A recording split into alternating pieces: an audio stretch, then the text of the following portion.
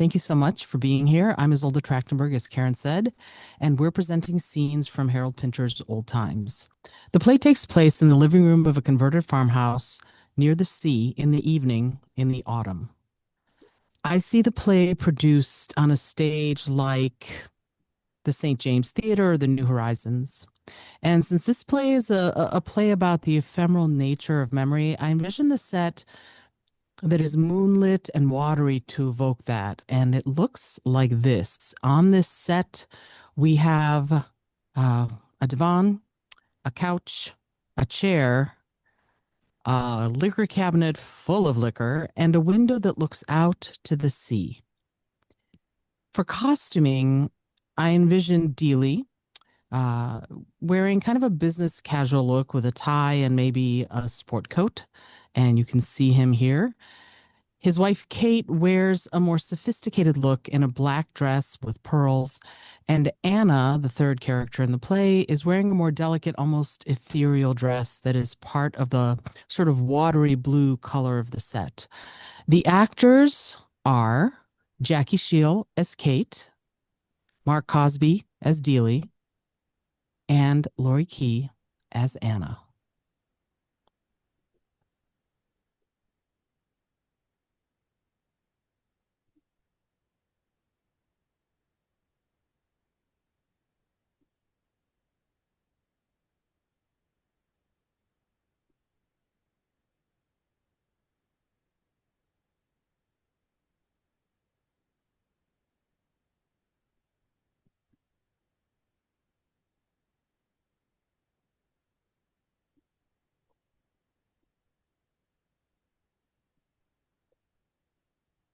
Can't you remember what you felt?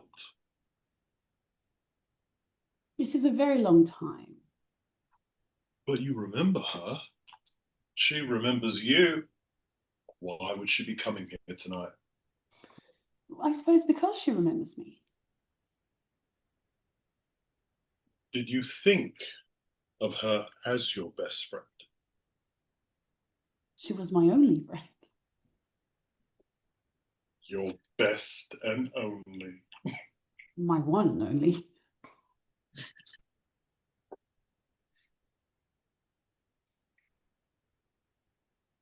I mean, if you only have one of something, you can't say it's the best of anything. Because you have nothing to compare it with. Hmm. She was incomparable. I'm sure she wasn't.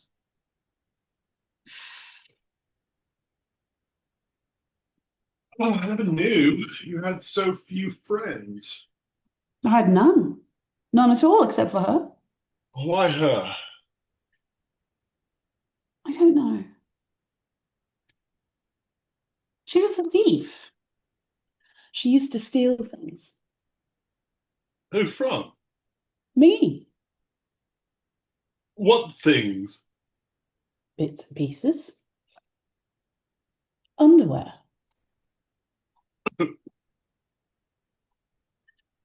Will you remind her? No, I don't think so. Oh, is that what attracted you to her? What? Well, the fact that she was a thief. No. Are you looking forward to seeing her? No. I am. I shall be very interested In what? in you. I'll be watching you Me? Why? to see if she's the same person. And you think you'll find that out through me? Definitely. Well, I hardly remember her. I've almost totally forgotten her. Any idea what she drinks? None. She could be a vegetarian. Ask her. It's too late. You cooked your casserole.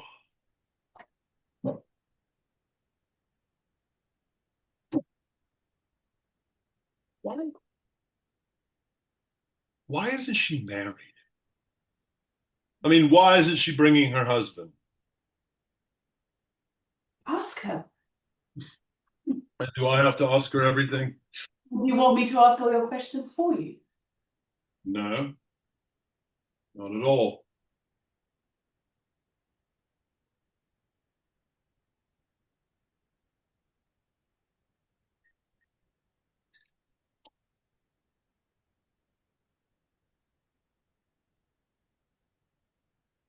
Of course she's married. How do you know? Everyone's married, Then why isn't she bringing her husband? isn't she?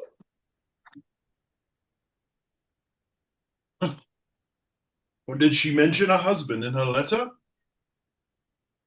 No. What do you think he'd be like? I mean, what sort of man would she have married? After all, she was your best, your only friend. You must have some idea.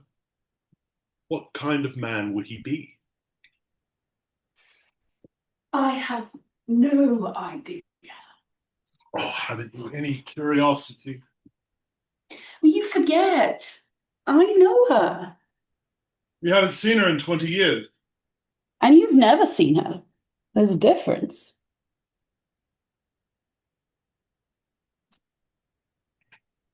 At least the casserole is big enough for four. Well, you said she's a vegetarian.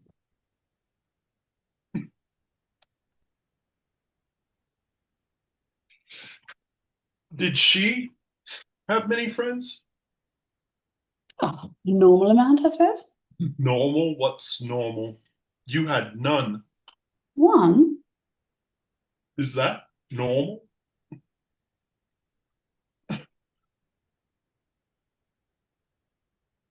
She, uh, she had quite a lot of friends, did she? Hundreds. You met them. Not all, I think, but after all, we did live together. There were visitors from time to time. I met them. Her visitors. What?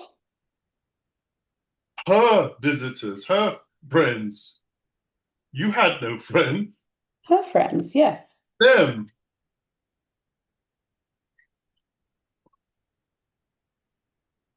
What, you live together? Hmm? You lived together? Of course. I didn't know that. Didn't you? Oh, you didn't tell me that. Thought you just knew each other. We did. But in fact, you lived with each other. Of course we did. I mean, how else would she steal my underwear from me? In the street?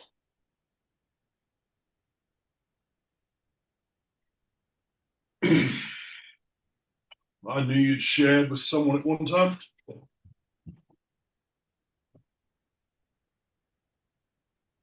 I didn't know it was her. Of course it was. Anyway, none of this matters.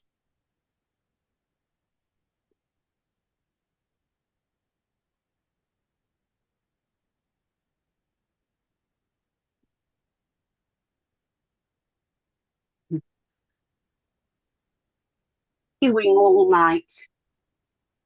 The rain. Do you remember? The Albert Hall, having a garden. We eat. Look back half the night. Do things we loved when we were young then, of course. But what stamina! And to work in the morning, and to a concert or the opera or the ballet that night. You haven't forgotten. And riding on top the bus down Kensington High Street, and the bus conductors.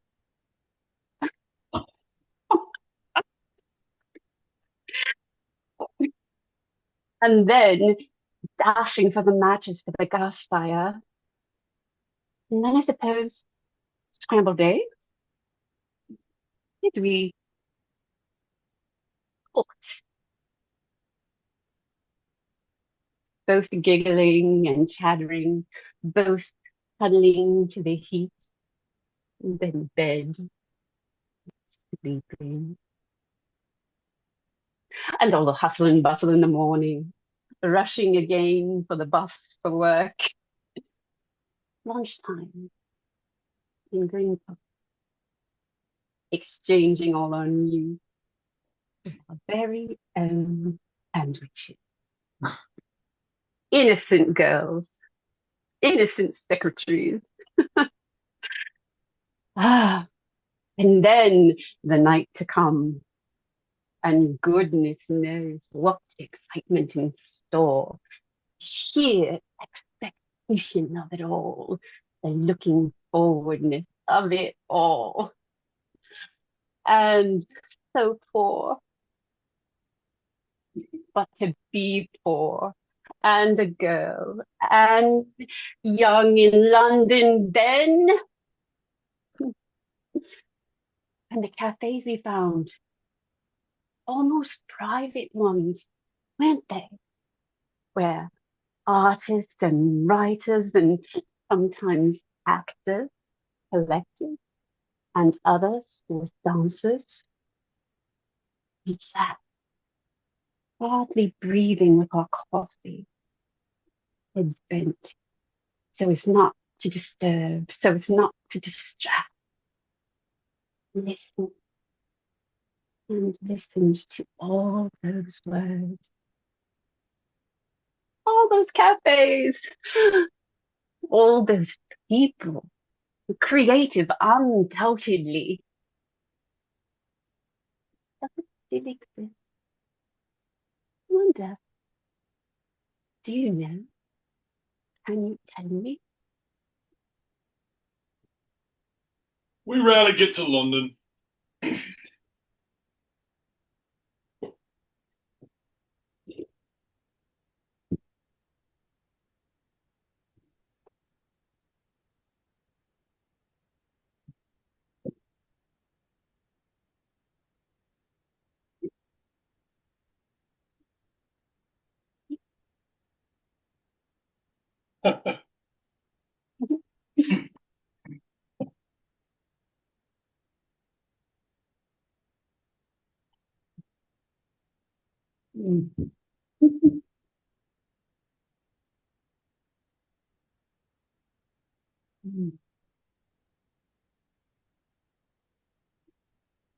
Yes, I remember.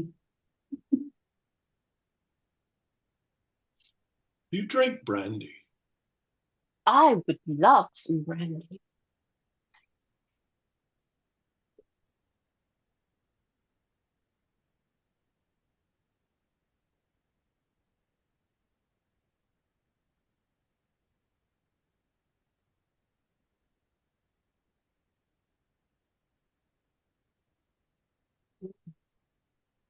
Listen, what silence!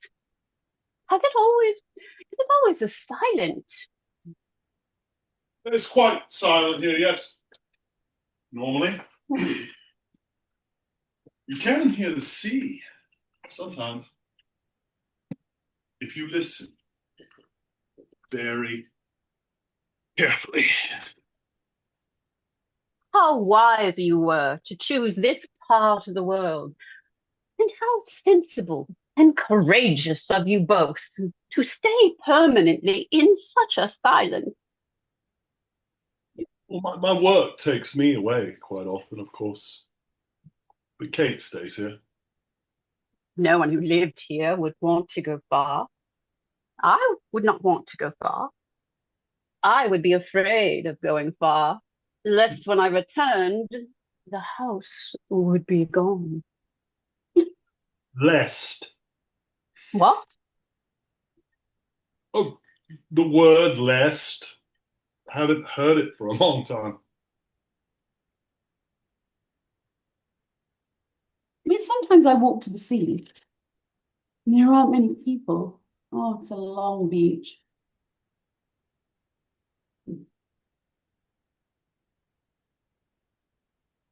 But I would miss London, nevertheless. Of course, I was a girl in London.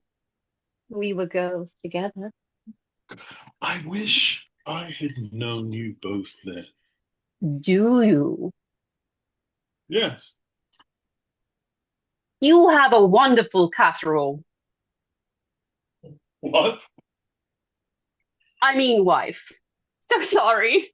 A wonderful wife. Ah, I was referring to the casserole. I was referring to your wife's cooking. you're not a vegetarian then. No, no, no. Yes, you need good food in the country. Substantial food to keep you going. All the air, you know?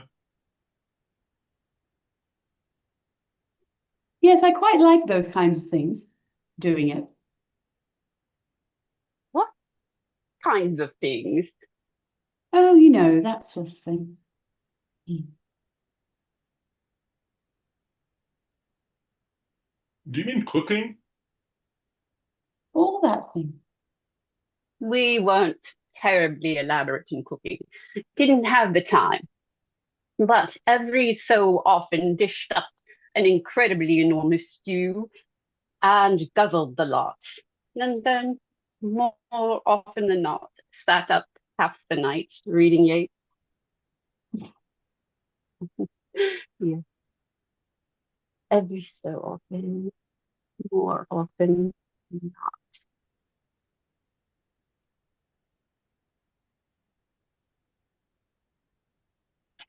And the sky is so still.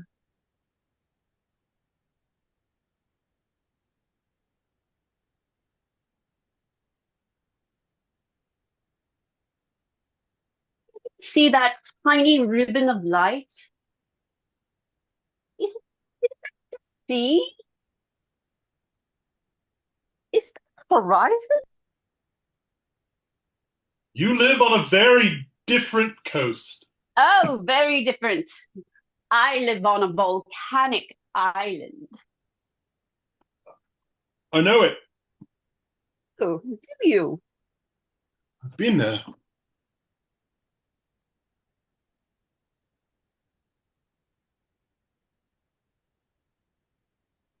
I'm so delighted to be here. Well, it's good, I know, for Katie to see you. She hasn't many friends. She has you. She hasn't made many friends, although there's been every opportunity for her to do so. Perhaps she has all she wants. She lacks curiosity. Perhaps she's happy.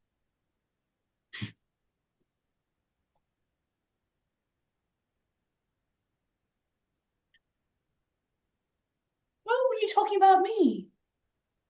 Yes. She always was a dreamer. Yeah, she likes taking long walks. All that kind of thing. Yeah. Raincoat on, off down the lane, hands deep in pockets, all that kind of thing. Yeah. Sometimes I take her face in my hands and look at it. Really? Yes, I look at it, holding it in my hands. Then I take my hands away, just leave it floating.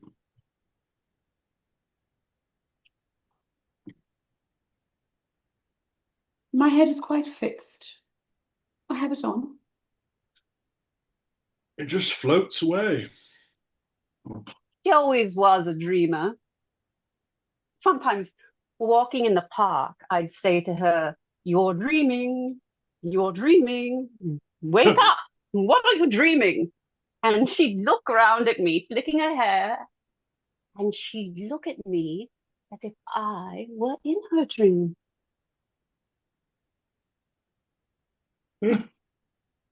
One day, she said to me, I've slept through Friday. No, you haven't, I said. What do you mean? I've slept right through Friday, she said. But today is Friday. I said, it's been Friday all day. Now it's Friday night. You haven't slept through Friday.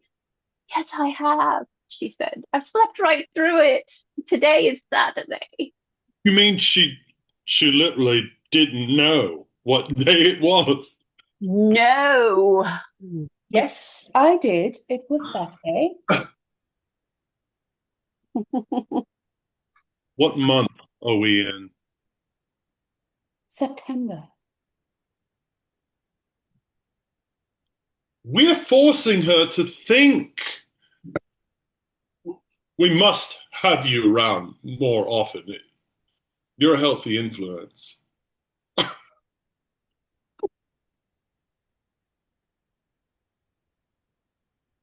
Are you seeing anyone else while you're in England? Relations, cousins, brothers?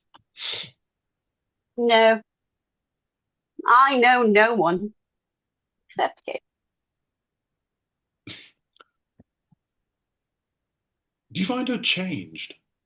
Just a little, not very much. You're still shy, aren't you? But when I knew her first, she was so shy as a fawn. She really was. When people leaned in to speak to her, she would fold away from them so that, though she was still standing within their reach, she was no longer accessible to them. She folded herself from them, and they were no longer able to speak or go through with their touch. I put it down to her upbringing, a parson's daughter, and indeed there was a good deal of Bronte about her. Was she a parson's daughter? But if I thought Bronte, I did not think she was Bronte in passion, but only in secrecy, in being so stubbornly private.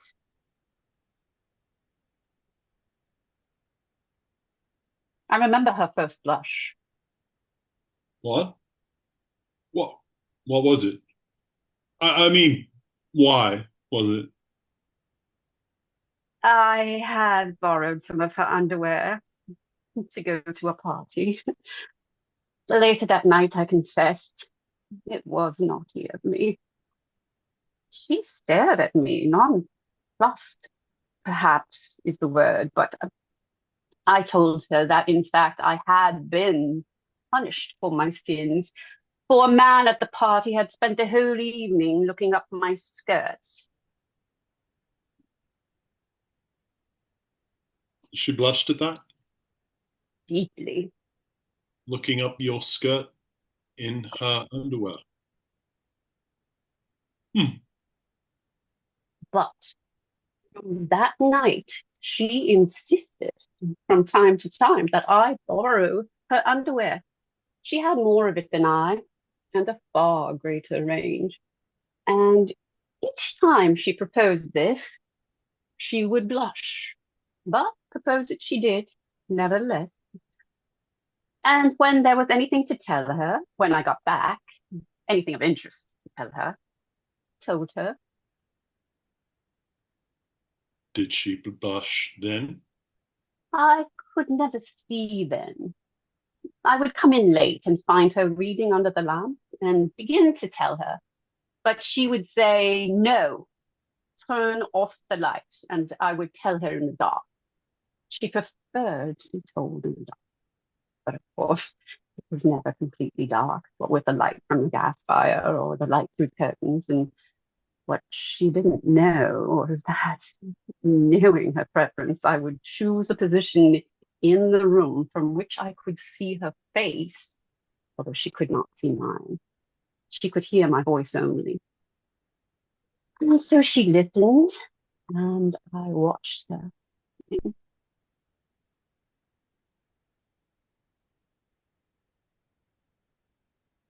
Sounds a perfect marriage. We were great friends.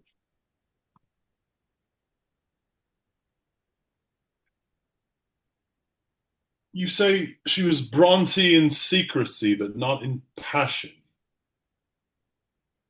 What was she in passion? I feel that is your province. You feel it is my province. Well, you're damn right, it is my province. I'm glad someone is showing a bit of taste at last. Of course, it's my bloody province. I'm her husband. I mean, I'd like to ask a question. Am I alone in beginning to find all this distasteful? What can you possibly find distasteful? I've flown from Rome to see my oldest friend after 20 years and to meet her husband. What is it that worries you? What worries me is the thought of your husband rumbling about alone in his enormous villa, living hand to mouth on a few hard-boiled eggs and unable to speak a damn word of English. Interpret when necessary. Yes, but you're here with us, and he's there, alone, lurching up and down the terrace, waiting for a speedboat. Waiting for a speedboat to spill out beautiful people, at least. Beautiful Mediterranean people. Waiting for all of that. Kind of elegance we know nothing about. A slim-bellied Côte de Jour thing that we know absolutely nothing about. A lobster and lobster sauce ideology that we know fuck all about.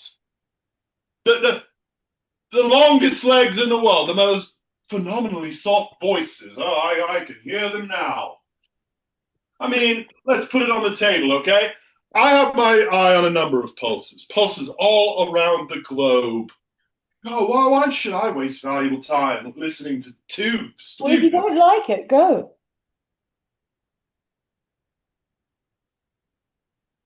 Go! Where can I go? To China or Sicily. I haven't got a speedboat. I haven't got a white dinner jacket. China then. You know what they'd do to me in China if they found me in a white dinner jacket? They'd bloody well kill me. You know what they're like over there. You are welcome to come to Sicily at any time. You and be my guest. Huh.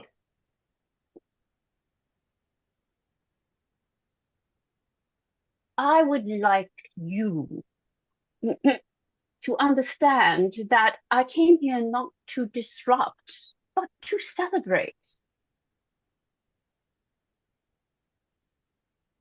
To celebrate a very old and treasured friendship, something that was forged between the two of us long before you knew of our existence.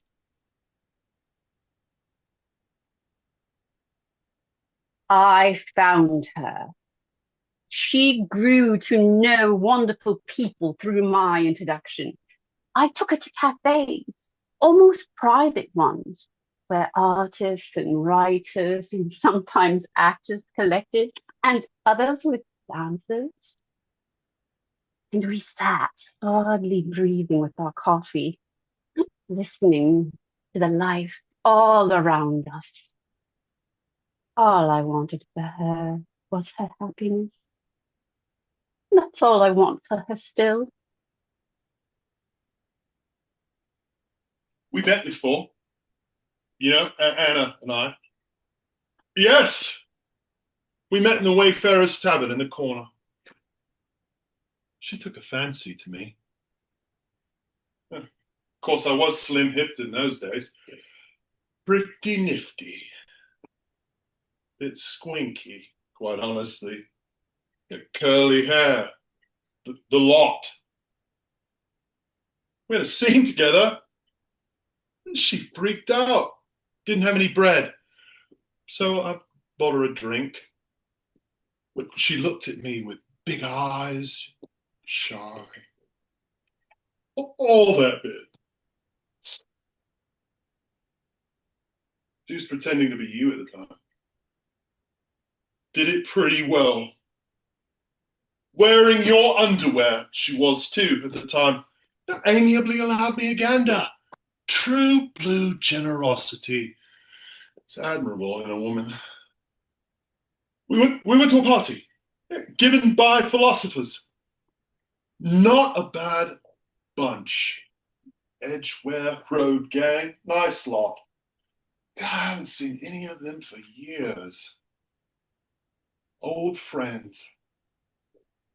Always thinking, spoke their thoughts. Those are the people I miss. They're all dead. Anyway, I've never seen them again.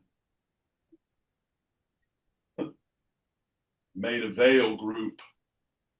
Big Eric, little Tony. Well, they live somewhere near Paddington Library. On the way to the party, I brought her into a cafe and bought her a cup of coffee. Beards, faces. She thought she was you. I said little. So little.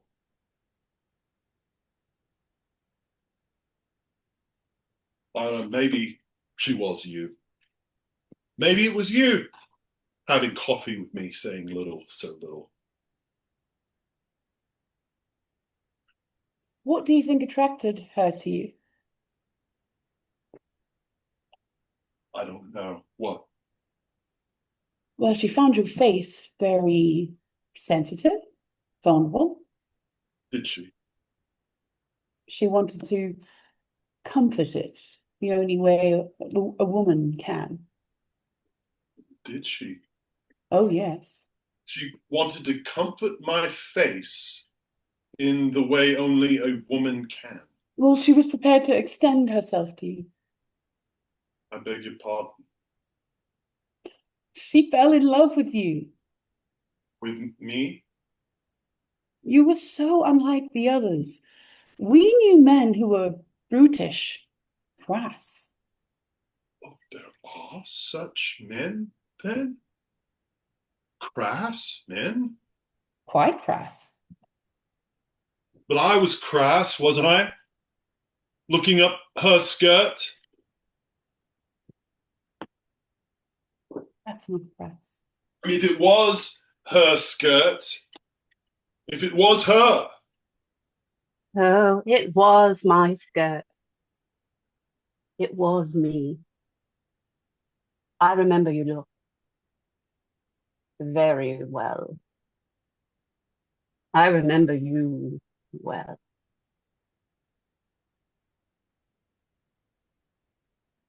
But I remember you.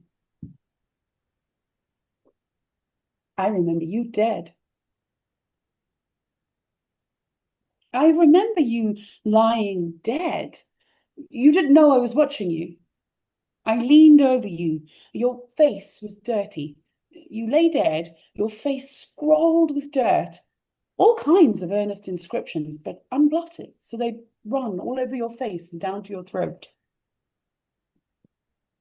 Your sheets were immaculate. I was glad. I would have been unhappy if your corpse had lain in an unwholesome sheet. It would have been graceless. I mean, as far as I was concerned, as far as my room was concerned, after all, you were lying dead in my room. When you woke, my eyes were above you, staring down at you, You tried to do my little trick. One of my little trick you'd borrowed, my slow little smile, my slow, shy little smile, my bend of the head, my half closing of the eyes, the one we knew so well. But it didn't work. The grin only split the dirt at the sides of your mouth and stuck. You stuck in your grin. I looked for tears, but I could see none. Your pupils weren't in your eyes. Your bones were breaking through your face, but all was serene. There was no suffering. It had all happened elsewhere. Last rites I did not feel were necessary, or any celebration. I felt the time and season appropriate, and that by dying alone and dirty, you had acted with proper decorum. Oh, it was time for my bath. I had quite a lengthy bath, got out, walked about the room, listening, drew up a chair and sat naked beside you and watched you. When I brought him into the room, your body, of course, had gone. What a relief to have a different body in my room, a male body behaving quite differently, like doing all those things they do, which they think are good, such as sitting with one leg over the arm of an armchair. But we had the choice of two beds, your bed or my bed, to lie in or on, to grind noses together in or on, and he liked your bed and thought he was different in it because he was a man. But one night I said, let me do something, a little thing, a little trick. He lay there in your bed. He looked up at me with great expectation. He was gratified. He thought I profited from his teaching. He thought I was going to be sexually forthcoming and I was about to take a long promised initiative. But I dug about in the window box where you and I had planted those pretty pansies, scooped, filled the bowl, and plastered his face with dirt. He was bemused, gasped, resisted with force. He would not let me dirty his face or smudge it. He wouldn't let me. He suggested a wedding instead. And a change of environment.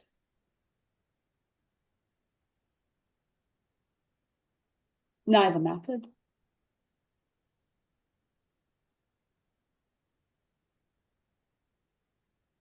He asked me once at about that time who had slept in that bed before him. I told him no one.